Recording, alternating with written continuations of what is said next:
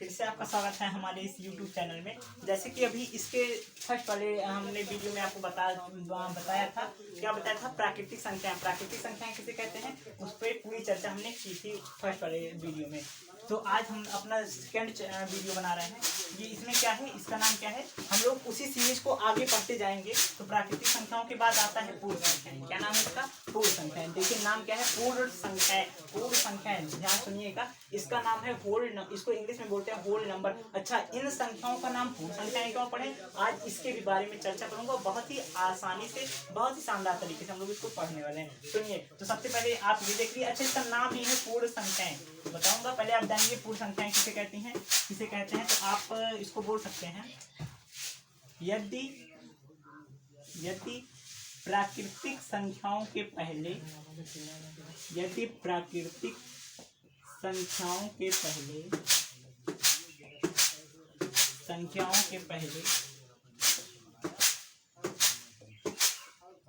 ये क्या है, ये है अंडा मतलब शून्य ना। यदि प्राकृतिक संख्याओं के पहले शून्य लगा दें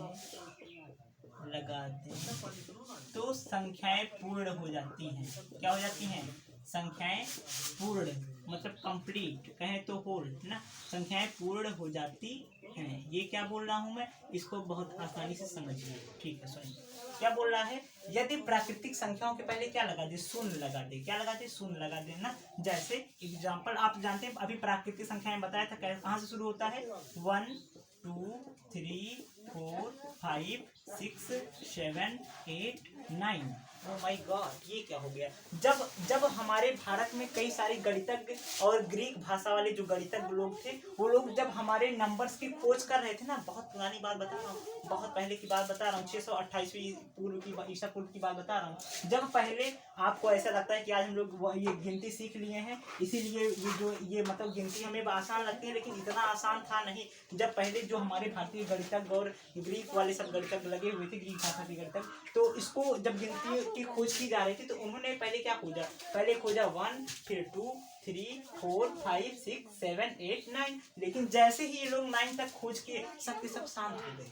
क्या हो गए, सबके सब रुक से गए। उन्होंने कहा कि अब क्या करें, इसके आगे हम कैसा नंबर सोचें। तो बहुत बाद में एक गणितज्ञ गए जिनका नाम है आर्यभट्ट। क्या नाम बता रहा हूँ, आर्यभट्ट, ठीक है। आर्यभट्ट जी ने शून्य की खोज की। शून्य मतलब जीरो, जिसको हम लोग क्या बोलते हैं, जीरो बोलते हैं, ठीक है।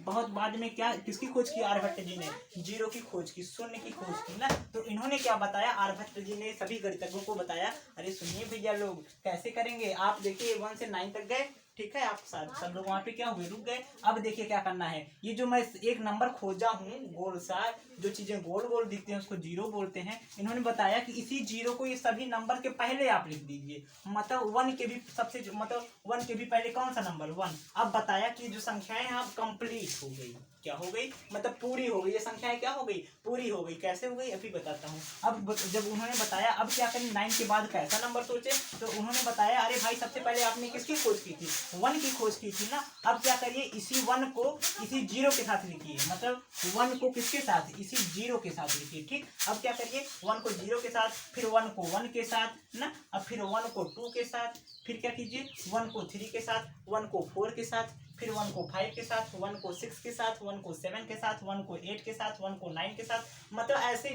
जब उन्होंने सोचा कि 1 को 9 के साथ, उसके बाद क्या करेंगे, तो फिर बताया, अरे क्या करना है, पहले हम लोग किसको लिए थे, 1। पहले देखिए आपने 1 को जीरो के साथ लिया था, अरे भाई 1 के बाद किसकी बारी, 1 के आफ्टर कौन सा नंबर, मतलब 1 के बाद कौन सा नंबर, 2। तो आप ऐसे लीजिए ना, जब 1 9 पहुंच गए हैं, 1 9 के बाद आप इसी 2 को लीजिए, फिर 2 0, फिर 2 1 2 2 2 3 2 4 2 5। समझ में आ रहा है क्रम, ये सीरीज ऐसे चलती गई। और ये जो संख्याएं हैं ना, ये जो संख्याएं हैं ऐसे ही ये बढ़ता चला गया, मतलब ये संख्याएं क्या हुई, ऐसे ही ये बढ़ता चला गया।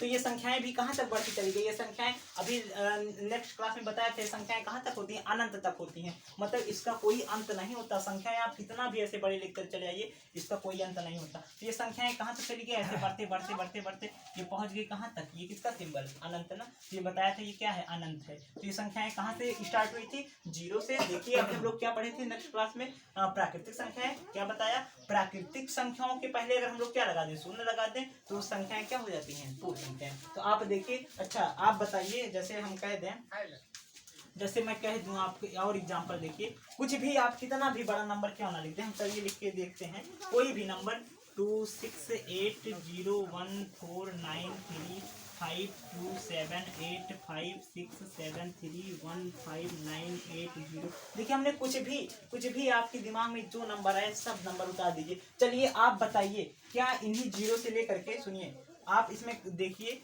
क्या इन्हीं जीरो से लेकर के 9 के अलावा, क्या बोल रहा हूँ, 0 से लेकर के 9 के अलावा मतलब इतना बड़ा नंबर लिख दिया गया, लेकिन 0 से लेकर के 9 के अलावा क्या कोई और नंबर इसमें आता है? चलिए देखिए यहाँ 0, देखिए इसमें 0 आया हुआ है, ठीक। 1, यहाँ देखिए 1 बिल्कुल आया है।